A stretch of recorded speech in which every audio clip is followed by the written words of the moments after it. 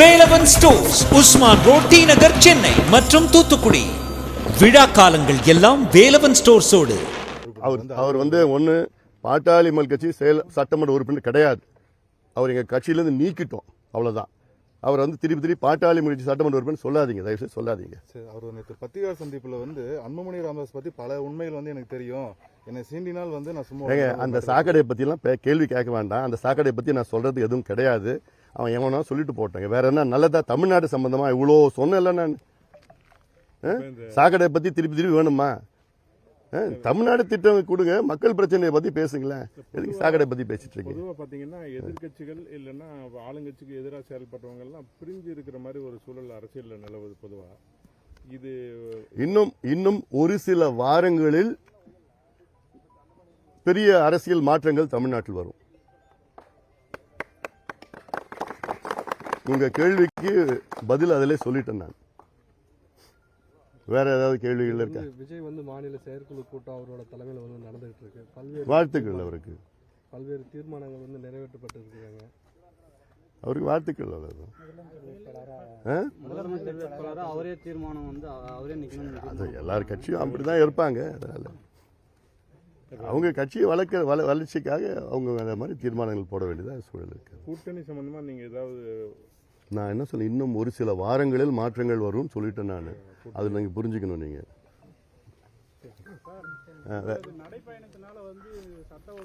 பயங்கரமா வந்துச்சுப்பா. இந்தியா பாகிஸ்தான் சண்டை வந்துடுச்சுப்பா. என்னோட நடைப்பயணத்துல இந்தியா பாகிஸ்தான் சண்டை வந்துடுச்சு. என்னப்பா புழுகு. சரியா? நன்றி நன்றி. கலந்து கொண்டிருக்கின்றேன். இன்று காலை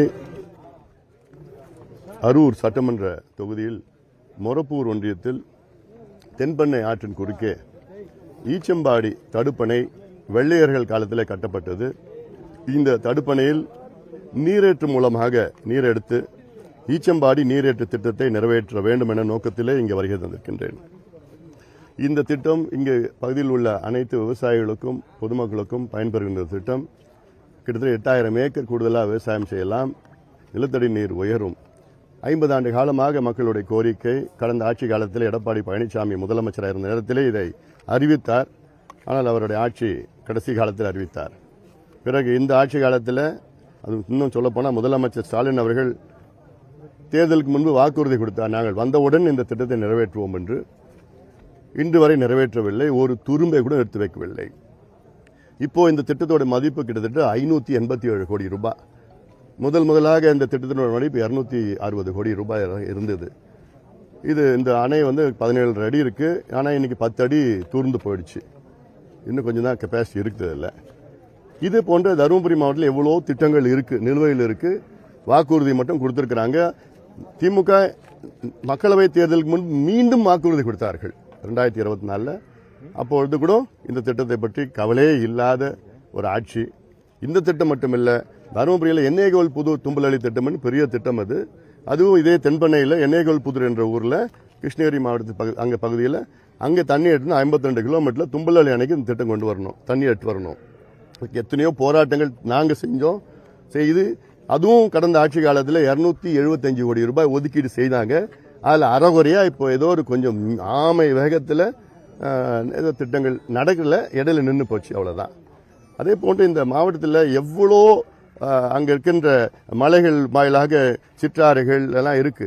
அதெல்லாம் தேக்கி வைத்து இந்த பகுதி மக்களுக்கு எவ்வளவு திட்டம், ஆனைமடு திட்டம், பொதியன்பள்ளை திட்டம், தொப்பையார் ரோபநீர் திட்டம், வாணியார் ரோபநீர் திட்டம், வள்ளி மதுரையர் திட்டம், மத்தாளப்பள்ளம் திட்டம், பஞ்சப்பள்ளி ஊரநீர் திட்டம், எண்ணெய்கோல் புதூர் தும்பலி திட்டம், ஈச்சம்பாடி திட்டம், சேனைகால் திட்டம், இப்படி எவ்வளோ திட்டங்கள் மக்களுடைய கோரிக்கை வைத்திருக்கிறாங்க.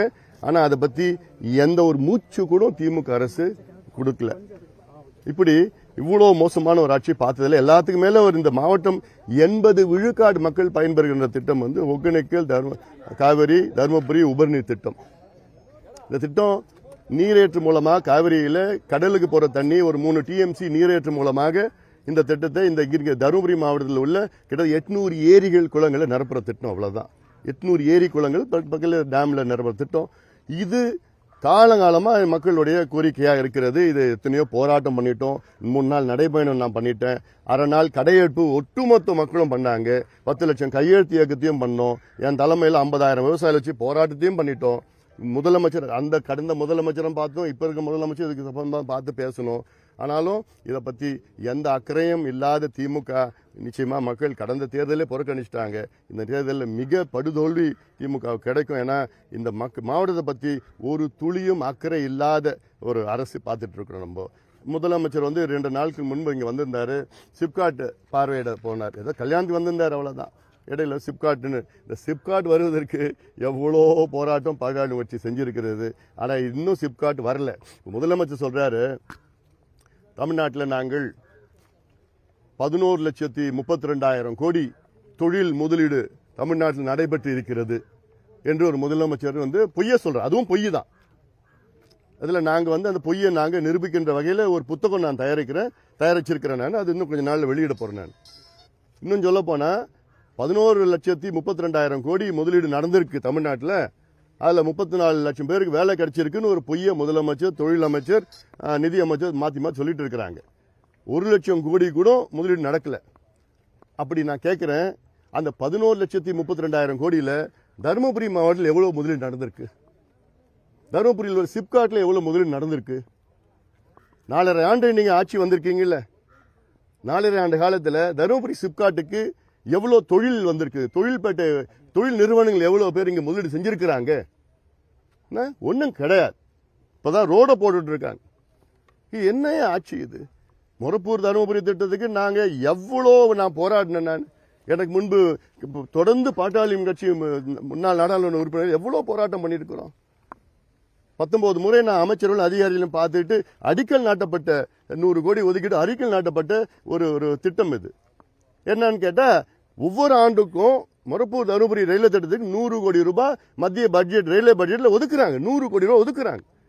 ஆனா இன்னைக்கு வரைக்கும் நிலத்தை கையகப்படுத்தி கொடுக்கல தமிழக அரசு. ஏன்? என்ன பிரச்சனை? ஏன் தருமபுரினா பாவப்பட்ட மக்களா இங்க? ஏன் தருமபுரி புறக்கணிக்கிறீங்க? இப்படி ஒவ்வொரு திட்டத்திற்கும். அதன் பிறகு இந்த தொப்பூர் கணவாய் திட்டம் நான் நம்ம வெங்கடேசன் எம்எல்ஏ மற்றெல்லாம் கூட்டிட்டு போயிட்டு கட்காரியை நான் பல முறை பார்த்துருக்கிறேன். பல விபத்துகள் நடந்து இதெல்லாம் சொல்லி பிறகுதான் கட்காரியை மத்திய போக்குவரத்து நெடுஞ்சாலை தேசிய நெடுஞ்சாலைத்துறை அமைச்சர், போக்குவரத்து துறை அமைச்சர் அவரை பார்த்து என்னோட நட்பு காரணமாக அவர் கிட்டத்தட்ட முதல்ல 850 கோடி, இப்போ 920 கோடி ரூபாய் ஒதுக்கீடு வேலை நடந்துட்டு இருக்குது. அல்ல இப்படி பாட்டாளி மக்கள் கட்சியால் மட்டும்தான் இந்த மாவட்டத்தில் வளர்ச்சி வந்திருக்கிறது. இப்படி இந்த சூழலில் இன்னும் ஒரு 4 மாதம் 5 மாதத்தில் தேர்தல் வர இருக்கிறது. உறுதியாக மக்கள் நான் போற இடத்துல மக்கள் மிகுந்த கோபத்தில் இருக்கின்றார்கள். இங்கே இருக்கின்ற மக்கள், நான் இங்கே தருமபுரியில் மட்டும் இல்லை, தமிழ்நாட்டில் இருக்கிற மக்கள்.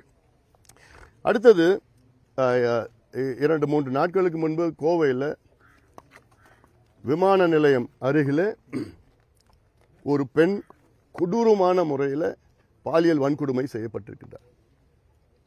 ஒரு கல்லூரி படிக்கின்ற பெண். தமிழ்நாட்டில் சட்டம் ஒழுங்குன்னு எதுவும் கிடையாது. சந்திஸ் இருக்கிறது. இந்த சட்டம் ஒழுங்கு முதலமைச்சர் கையில் இருக்கிறது. இது ஏதோ ஜஸ்ட் ஒன் அதர் இன்சிடென்ட்னு சொல்ல முடியாது. 3 பேரை கைது பண்ணியிருக்கிறாங்க. என்னன்னா அவங்க குடிபோதையில் இருந்தாங்கன்னு ஒரு காரணம் சொல்றாங்க. குடிபோதையில் மட்டும் இல்லை, மற்ற போதைப் பொருட்களும் பயன்படுத்தி இருக்கிறாங்க. செய்தி வந்துட்டு இருக்குது. சில ஆண்டுகளுக்கு முன்பு இந்தியாவிலே அதிக போதை பொருட்கள் பயன்படுத்துகின்ற மாநிலம்னா பஞ்சாப், அதன் பிறகு கேரளாவா இருந்து இப்போ தமிழ்நாடு தான் முதன்மை மாநிலம். காவல்துறை முதலமைச்சர் கையில் இருக்கு. கடந்த டிசம்பர் மாதம் தான் அண்ணா யூனிவர்சிட்டியில் ஒரு பெண் கொடூரமான முறையில் பாலியல் வன்கொடுமை செய்யப்பட்ட பெண். அதை பார்த்தோம். யார் பண்ணான்னா திமுக காரங்க ஒருத்தன் பண்ணான். மனித மிருகம். 5 மாதத்திற்கு முன்பு ஆரப்பாக்கம் என்ற கிராமம், கும்மிடிப்பூண்டி அருகில் ஆரப்பாக்கம் கிராமத்தில் 8 வயசு சிறுமி குழந்தை, அதை ஒருத்தவன் ஒரு கொடூரம் மனித மிருகம் அசாம்லேருந்து வந்து ஆந்திராவில் வேலை செஞ்சுட்டு இருக்கிறான். அவன் இங்கே தமிழ்நாட்டு அந்த குழந்தைய பாலியல் வன்கொடுமை செஞ்சு ரொம்ப மோசமான ஒரு நிகழ்வு. அதெல்லாம் இதில் நிறையா இது போன்ற சம்பவங்கள் வெளியில் சொல்ல மாட்டுறாங்க. ஏன்னா அந்த குடும்பம் பேர் போயிடும், அந்த பெண்ணு பேர் கெட்டு போயிடும், இப்படிலாம் சொல்லலை. இப்படி அன்றாட நிகழ்வுகளாக பெண்களுக்கு பாதுகாப்புன்னு சுத்தமாக கிடையாது. ஏன் பாதுகாப்பு இல்லை? நீங்கள் அளவுக்கு அதிகமாக மது கடைகளை திறந்து குடிங்க குடிங்க குடிங்கன்னு சொல்லி தீபாவளியில் 789 கோடி 789 3 நாளில் குடிச்சிருக்கிறாங்க.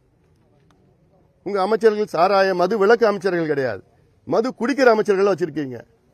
மது குடிக்கிறதுக்கு தூண்டி விடுற அமைச்சர்களை வச்சிருக்கீங்க. லைட் ஷாப், அந்த ஷாப், இந்த ஷாப்னு வச்சுக்கிட்டு மதுவால் இவ்வளோ பிரச்சனை இருக்கு. போதைப் பொருட்கள் அமெரிக்காவில் என்னென்ன போதை பொருள் இருக்கோ, கஞ்சால காக்கேன், ஹெரோயின், அப்பின் என்னென்ன இருக்குதோ every thing you can get it in Tamil Nadu, in villages.